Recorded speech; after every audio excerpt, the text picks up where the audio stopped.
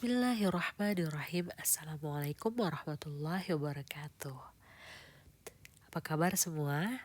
Alhamdulillah. Selamat datang di Syifa Urahmah Institute.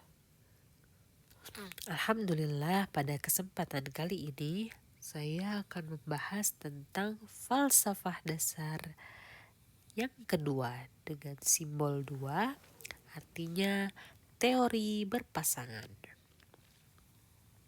Nah, saya jabarkan sedikit tentang teori yang pertama ya. Jadi, cara berpikirnya gini.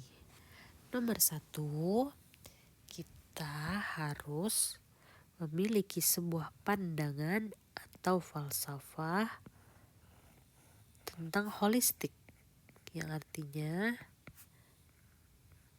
satu kesatuan.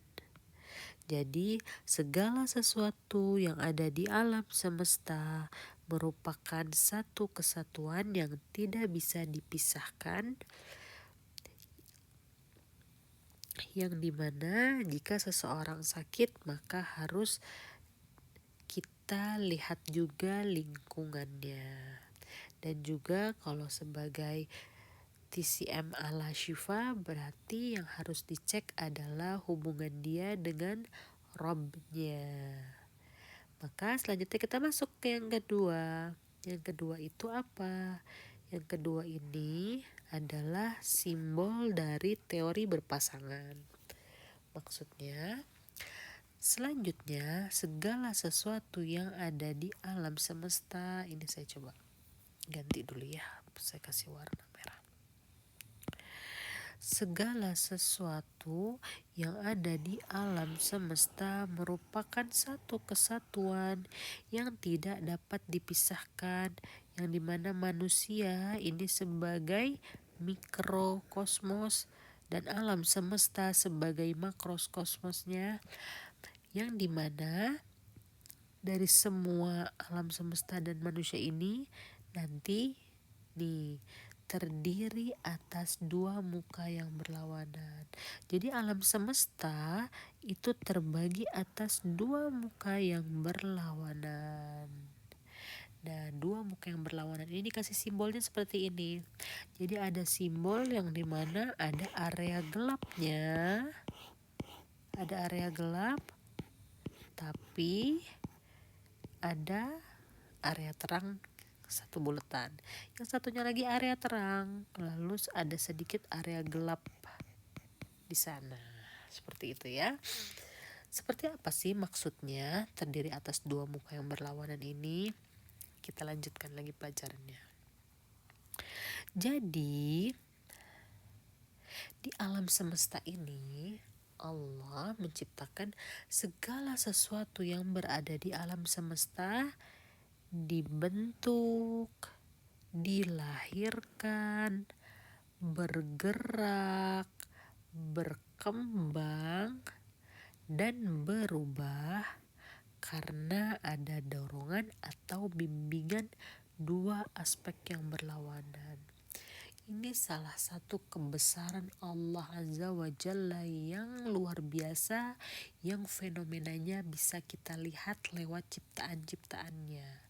Jadi kalau teman-teman lihat, Allah itu esa, satu, ganjil, dan itu menjadi sesuatu hal yang membedakan antara Rabb dan penciptanya dan ciptaannya maksudnya. Sedangkan ciptaannya, kalau kita lihat makhluk ciptaan Allah, dia memiliki satu sifat yang sama di antara kesemuanya, yaitu saling berpasang-pasangan. Jadi Allah menciptakan alam semesta, tubuh badan kita semuanya berpasang-pasangan. Dan dalam falsafah ini, tugas pertama kita adalah belajar untuk mengenal pasangan-pasangan yang ada di alam semesta dan di tubuh badan ini. Karena apa? Karena ini kuncian kita, bekal utama kita untuk bisa mewujudkan hidup yang seimbang, hidup yang sehat. Sehat di sini maksudnya seimbang ya. Caranya kita mempelajari sifat berpasang-pasangannya ini. Untuk apa? Supaya kita bisa wujudkan keseimbangan tersebut. Nah, aspek ini kalau dalam TCM disebutkan yin yang. Jadi yin itu sebagai simbol untuk sesuatu hal yang bersifat dingin, dan yang itu simbol yang bersifat panas. Nah, kita lihat ya, selain itu sifat-sifatnya, selain bertentangan, tapi ada juga yang saling mengandalkan, saling tarik-menarik, saling membentuk, serta pada kondisi tertentu dapat berubah dari satu aspek ke aspek lawannya. Maksudnya seperti apa? Tunggu sebentar. Kita jelasin satu persatu ya di bawah. Yang pertama, jadi yin yang ini saling bertentangan. Jadi kalau teman-teman saksikan contohnya di alam semesta, kita akan menemukan dua aspek yang berlawanan yang bentuknya dia saling bertentangan. Tapi mereka berpasangan. Cuk, kita sebutin yuk. Bumi dan langit. Bumi ada di bawah, langit di atas. Tinggi dan rendah. Air dan api, atas dan bawah, naik turun, pria wanita, gerak diam, siang malam.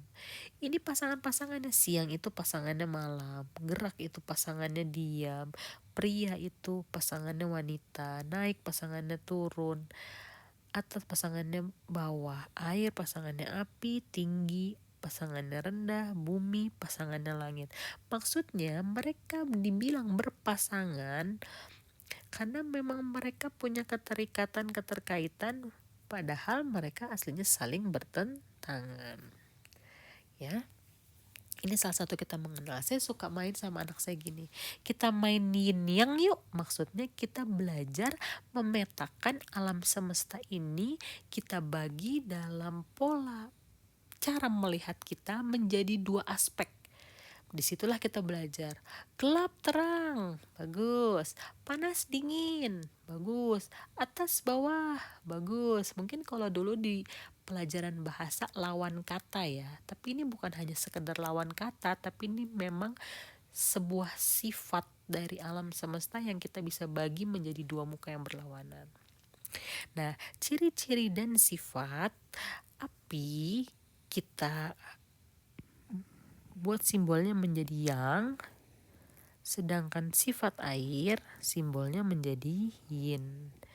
Maksudnya sebenarnya gini, segala sesuatu yang mirip dengan sifat api itu kita sebut yang. Contohnya ya, sifat api itu seperti apa? Panas, agitasi. Agitasi itu maksudnya dia membumbung ke ini ya, ke atas gitu. Energinya ke atas, menjulang ke atas, ya kan, benar, dia naik ke atas.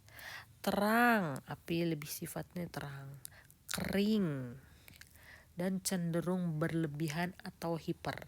Nah, sifat-sifat yang memirip api ini kita kategorikan ke dalam yang. Berarti kalau ada yang sifatnya panas, menjulang ke atas, oh ini berarti sifat yang gitu. Sedangkan satu lagi, sifat air itu kita sebut dengan yin. Apa aja yang di alam semesta yang mewakili sifat air, maksudnya yang mirip gitu dengan sifat air. Dingin, depresi itu lebih turun, dia mengerucut ke bawah. Menurun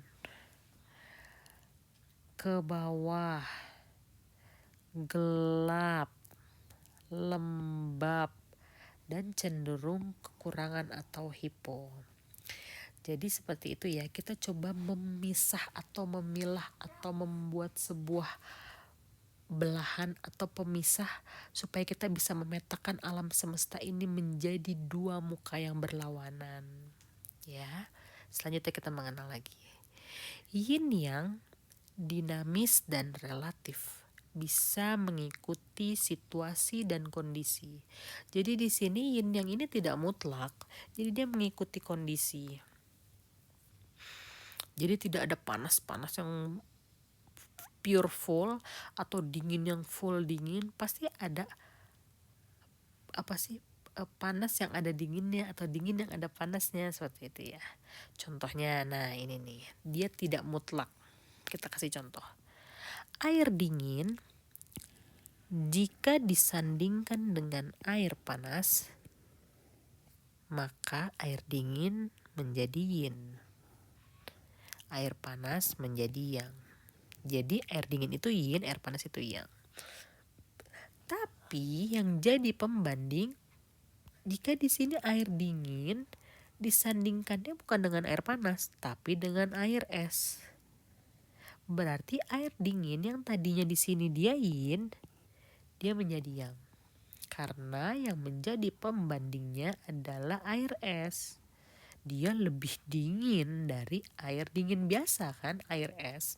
Makanya kenapa sifatnya yang tadi dingin yin di sini jadi yang, karena pembandingnya air es. Jadi dia relatif, tergantung dari mana sudut pandang kita. Dia bisa mengikuti situasi dan kondisi. Statusnya dia tidak mutlak. Sampai sini paham? Kita lanjut lagi. Nah, makanya kenapa di sini simbolnya, kalau teman-teman lihat ini simbol yin yang lebih ininya ya, menyerupai ya. Jadi di sini ada area bagian hitam. Ini ada area bagian putih. Berarti putih ini simbolnya yin atau yang? Putih itu yang, betul. Sedangkan kalau bagian hitam dia sifatnya yin, lebih gelap ya, ini lebih terang. Karena dia tidak mutlak, jadi sesuatu hal yang gelapnya itu dia tetap ada sisi terangnya, ada sisi yangnya sedikit. Dan di dalam yang itu tetap ada sisi yinnya sedikit gitu. Jadi tidak ada yang mutlak full yin atau full yang. Selanjutnya, yin yang saling mengandalkan. Maksudnya koeksistensi yin yang memberi arti keduanya dapat hadir berdampingan, hidup saling mengandalkan pihak lain, saling membutuhkan. Dan di sini yin yang tidak dapat berdiri sendiri. Contohnya kita cek ya. Ini ada salah satu fenomena di alam semesta berupa sebuah siklus yang dimana bisa kita telaah nanti di saat kita sudah melihat ini, memandangnya di dalam kacamata teori berpasangan ya. Nih contohnya, di bumi ada air. Chi itu artinya energi ya, energi air. Lalu pada saat ada matahari, maka air, nih di saat ada matahari, maka air akan menguap menjadi awan, menjadi chi awan. Nah, pada saat di sini air ini sifatnya yin. Lalu dia bergerak ke atas menjadi yang. Berarti di sini saling mengandalkan. Jadi yang ini tidak akan ada kalau yang ini nggak akan ada kalau nggak ada yin, ya kan? Selanjutnya saling membutuhkan juga. Dan tidak dapat berdiri sendiri, nggak mungkin ada yin dong, ada yang nggak ada gitu. Selanjutnya awan dibawa oleh angin, lalu pergi ke tempat yang lain, lalu awan tersebut mendung dan akhirnya dia turun hujan, menjadi energi hujan, chi hujan.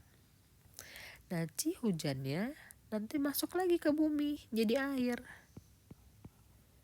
Maka dari sesuatu hal yang dia akan berubah lagi menjadi yin.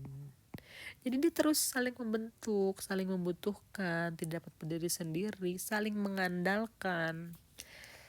Dan ini membuat sebuah siklus kehidupan. Kehadiran yin ditunjang oleh yang, kehadiran yang ditunjang oleh yin. Yin berakar pada yang dan yang berakar pada yin. Jadi yin ini berakar pada yang. Jadi di awan, air-air di awan itu ia berakar dari air yang ada di bumi. Jadi gitu ya. Jadi yin berakar dari yang berakar dari yin gitu. Yin yang saling mengandalkan, saling menunjang, serta saling membentuk. Eksistensi salah satu dari mereka harus bersamaan dengan eksistensi pihak lawan. Kalau saya suka memudahkannya gini, suka bikin istilahnya gini, kenapa sih manusia harus dikasih rasa sedih? Kenapa? Karena biar dia tahu gimana rasanya bahagia. Kalau seseorang tidak merasakan sedih, bagaimana dia bisa tahu rasanya bahagia? Kalau seseorang, kenapa sih kita dikasih perasaan gak enak? Karena dari perasaan gak enak itu kita bisa jadi tahu gimana rasanya enak. Jadi kita harus berterima kasih dengan gak enak itu. Kenapa sih kita dikasih tahu, dikasih rasa menangis, sedih? Biar kita tahu gitu nanti rasa bahagia tuh gimana gitu ya. Jadi makanya eksistensi salah satu dari mereka harus bersama dengan eksistensi pihak lawan. Jadi mereka saling ada. Bila tidak ada yin, maka tidak mungkin ada yang, dan sebaliknya. Mungkin jika tidak ada sedih, kita tidak akan mungkin ada rasa bahagia, karena kita nggak tahu tentang bedanya rasa itu kan, seperti itu. Yang ketiga, yin yang saling menarik. Nah, yin yang selalu dalam keadaan bergerak, tumbuh, dan berkurang. Saling menarik ini contohnya laki-laki dan perempuan. Laki-laki dan perempuan yin yang enggak? Yin yang. Laki-laki dan perempuan. Laki-laki perempuan ini kira-kira yang mana yin, yang mana yang? Betul, laki-laki yang, perempuan yin. Di sini laki-laki sama perempuan saling tarik-menarik enggak? Iya, saling memiliki daya tarik, ketertarikan. Makanya kenapa perempuan dia akan lebih bersolek, mempercantik diri supaya memunculkan rasa ketertarikan dari pihak laki-laki ke perempuan. Laki-laki pun sama, dia akan memperbaiki diri, menggagah-gagahkan dirinya supaya memunculkan rasa daya tarik dari perempuan ke laki-laki. Jadi yin yang ini saling tarik-menarik. Porsinya seperti ini juga salah satunya nih. Nah, jadi yin dan yang itu ibarat kayak permainan apa nih namanya? Jungkat-jungkit ya. Mungkin di tempat teman-teman namanya beda. Jadi yin dan yang ini berubahnya seperti kita main jungkat-jungkit. Jadi kalau misalnya yangnya turun ke sini nih, tuk tuk tuk tuk tuk tuk. Berarti pada saat itu yin-nya dia naik. Atau kebalikannya, pada saat yin-nya turun, berarti yang-nya akan naik. Dan itu akan terus berlangsung. Contohnya siang dan malam. Jadi pada saat waktu siang, itu yang-nya penuh kan, yang-nya banyak, tapi yin-nya berkurang. Pada saat masuk ke sore, yang-nya mulai berkurang, yin-nya mulai naik. Pada saat malam, yin-nya lebih banyak, yang-nya berkurang. Tengah malam, yin-nya bertambah lagi, yang-nya semakin berkurang. Nanti pada saat masuk ke pagi, yin-nya mulai berkurang, yang-nya mulai naik lagi. Terus berlangsung siklus-siklus kehidupan seperti itu. Cuaca, musim panas datang berarti panasnya naik, yang-nya naik, yin-nya turun. Masuk musim dingin, yin-nya naik dan yang-nya turun. Begitu. Sampai sini paham? Seru ya membahas yin yang ya. Selanjutnya yang keempat, yin yang dapat berubah dari satu pihak ke pihak lain. Nanti ada sebuah fenomena-fenomena ekstrim di dalam kehidupan. Salah satu contohnya, seseorang yang terkena yang ekstrim panas yang terlalu berlebihan. Itu dia akan di titik panas ekstrim, setelah itu dia akan berubah menjadi yin. Contohnya seseorang yang terlalu panas membara, jantung berpacu kencang sampai di titik ekstrim, akhirnya kan dia drop kan, pek, drop, unfall, dan setelah unfall langsung panasnya berubah menjadi dingin, terbujur kaku dingin. Jadi panas ekstrim berubah menjadi dingin. Atau yin ekstrim berubah menjadi yang. Misalnya kalau kita lihat es batu ya, es batu itu kan dingin. Pada saat dia digenggamkan ke tangan, pernah nggak dulu tuh kecil tuh kita pernah main salam-salaman pakai es batu, siapa yang paling kuat menahan es batu di genggaman tangan itu. Biasanya nanti yin ekstrim itu lama-lama tangan kita akan berubah menjadi panas setelah menggenggam es batu. Nah itu adalah salah satu fenomena di mana yin yang dapat berubah dari satu pihak ke pihak lain, dari yang ekstrim menjadi yin atau dari yin ekstrim menjadi yang. Itu salah satu fenomena kehidupan kan. Nah selanjutnya, kenapa sih kita harus belajar yin yang dalam kedokteran Cina? Karena nanti di sini banyak sekali manfaatnya yang bisa kita dapat, untuk salah satunya dalam proses kesehatan, dalam proses ilmu kesehatan, ilmu pengobatan seperti itu. Coba kita cek ya. Kita belajar yin yang dalam pembagian struktur tubuh. Di sini saya kasih gambaran. Maaf kalau gambarnya bagus banget ya. Jadi gini, coba kita bagi ya. Nih, di tubuh kita pembagiannya, bagian pusar. Nih, pusat ke bawah. Ini dia sifatnya yin. Pusat ke atas ini sifatnya yang. Bagian depan itu yin. Bagian belakang itu yang. Atau lebih enaknya gini, kalau ada seseorang dalam keadaan ruku, misalnya ini ada matahari atau ada cahaya, maka bagian tubuh yang terkena matahari atau yang terkena sinar, ini adalah bagian tubuh yang. Dan bagian tubuh yang tidak terkena sinar, ini adalah bagian yin. Oke. Nanti di dalam tubuh ini masih banyak banget ya, tapi kayaknya nanti akan saya jabarkannya menyusul kali ya. Pada saat nanti spesifik kita masuk ke ilmu yang lain. Tapi sementara ini kita akan jabarkan secara singkatnya dulu aja. Karena nanti di tubuh tuh ada lagi. Contohnya di dalam organ. Organ tubuh ternyata terbagi atas bagian yin dan bagian yang. Organ tubuh biar gampang, hajan li pagi. Apa tuh hajan li pagi? Hati, jantung, limpa, paru, ginjal, ini masuk ke dalam organ yin apa yang. Ini masuk ke dalam organ yin. Sedangkan kuluk, ini saya pakai singkatan biar gampang, biar ingat. Kantung empedu, jantung usus kecil, limpa lambung, paru usus besar, ginjal kandung kemih. Nah, ini masuk ke dalam yang.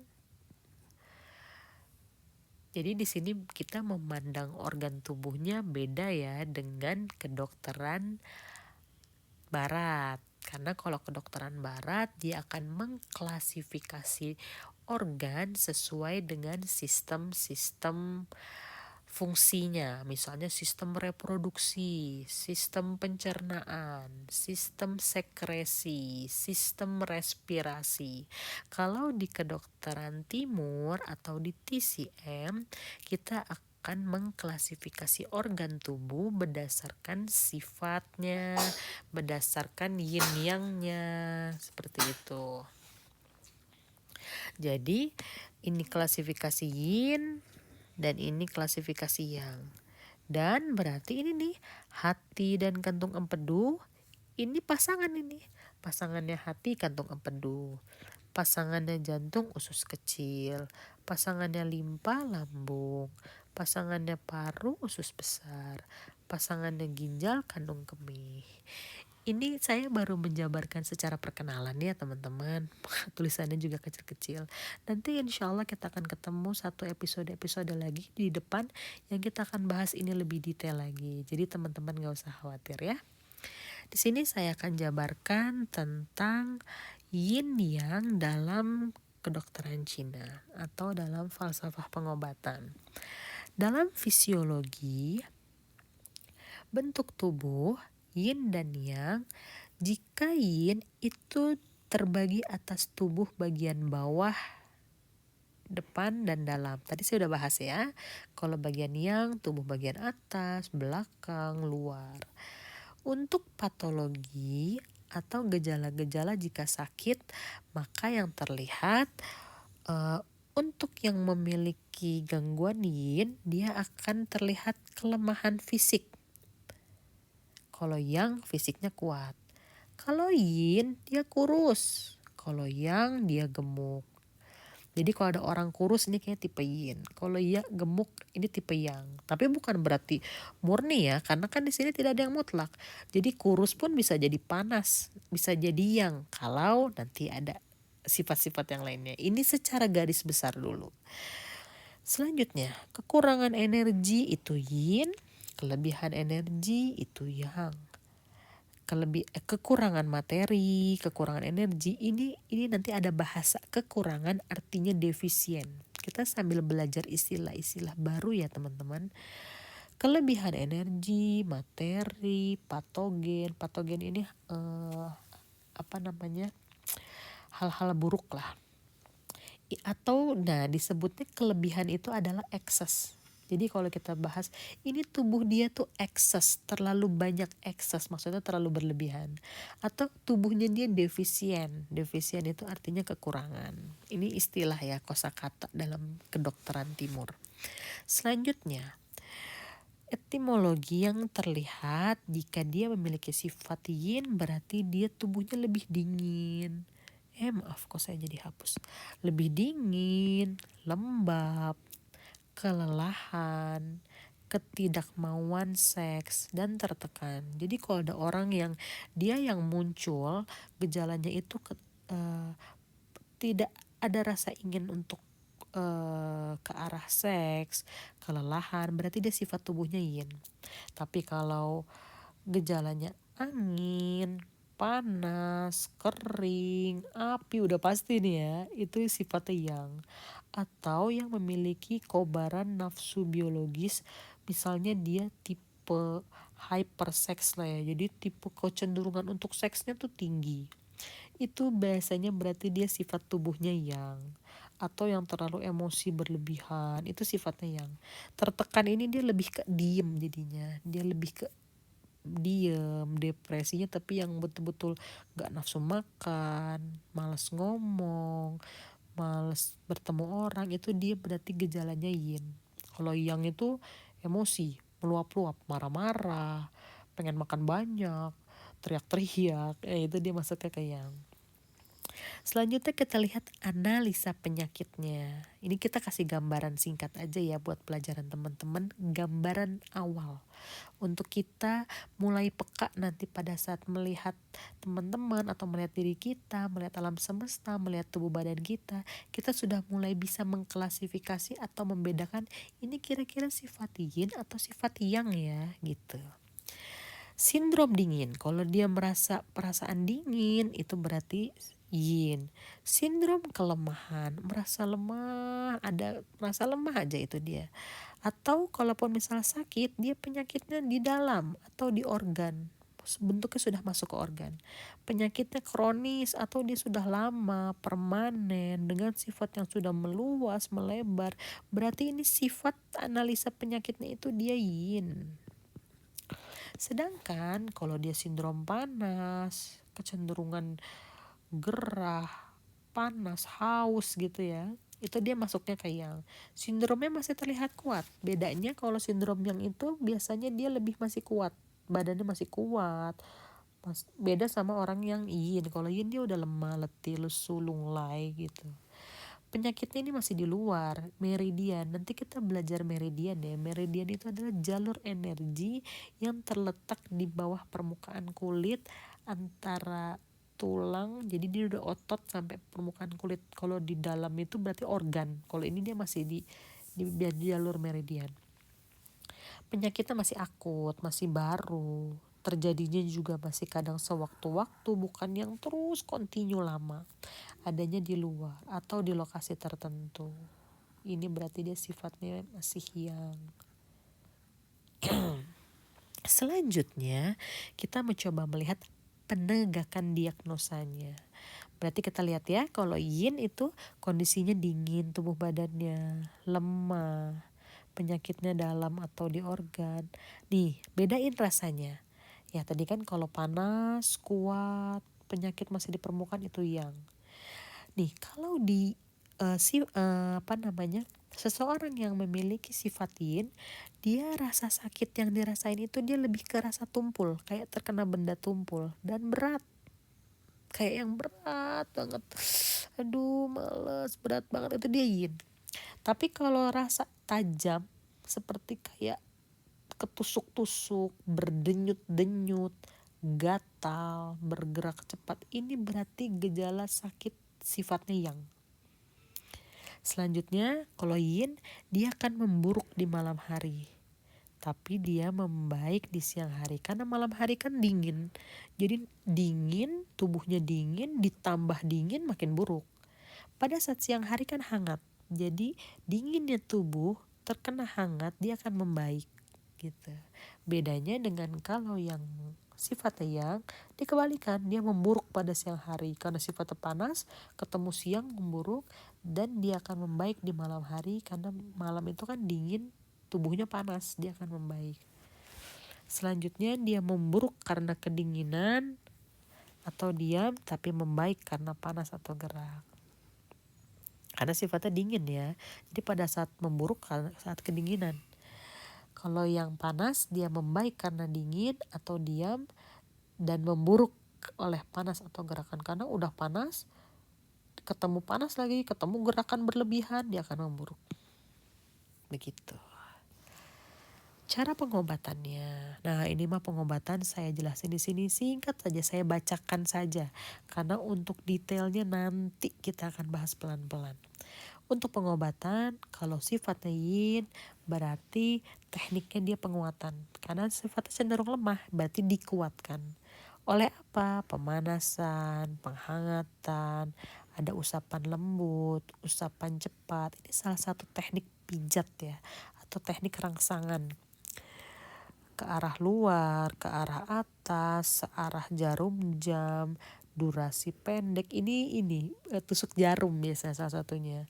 Atau pijitan dengan ujung kuku atau ujung jari. Ini salah satu teknik-teknik yang kita lakuin pada saat terapi yang sifatnya itu adalah menghangatkan atau menguatkan karena dia sifatnya yin. Berarti diobati supaya jadi yang. Dan di kotak ini bukan kelebihan.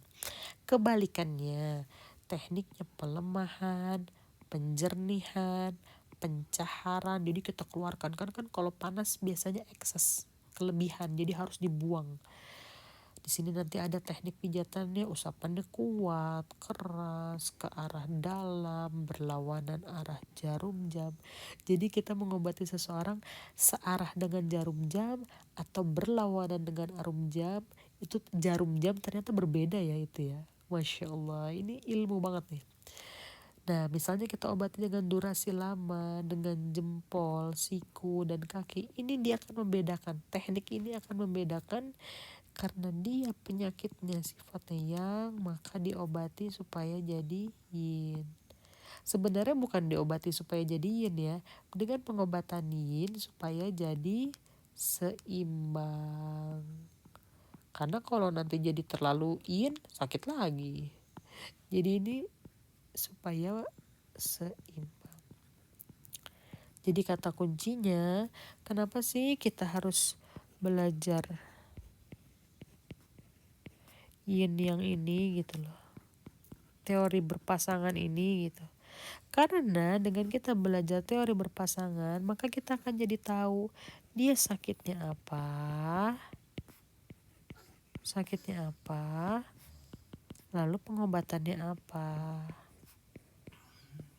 Karena kalau kita pengobatannya apa? Karena kalau kita nggak tahu dia sifatnya dingin atau panas,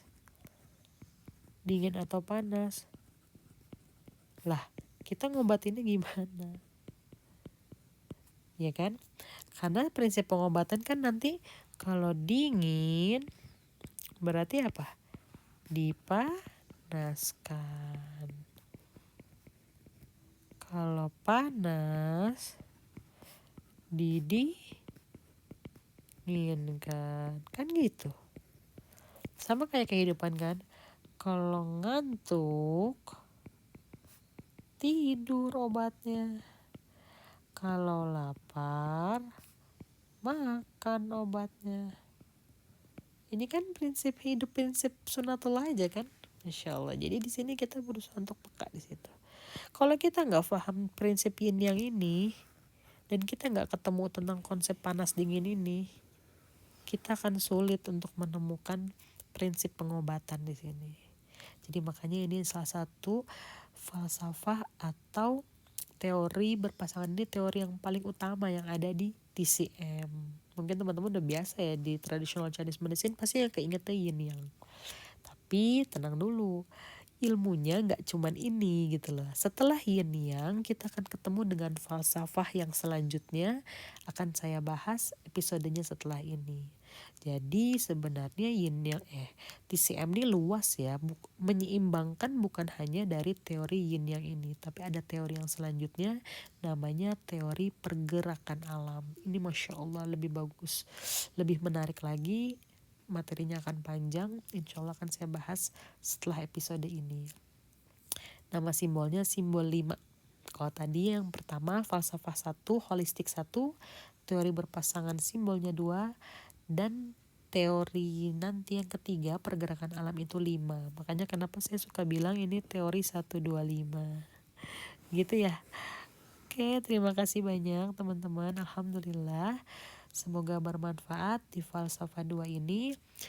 Dan saya harapkan teman-teman kalau belum paham bisa mengulang lagi materi ini sampai betul-betul teman-teman kebayang tentang materi ini. Insya Allah bermanfaat ya. Alhamdulillah. Assalamualaikum warahmatullahi wabarakatuh.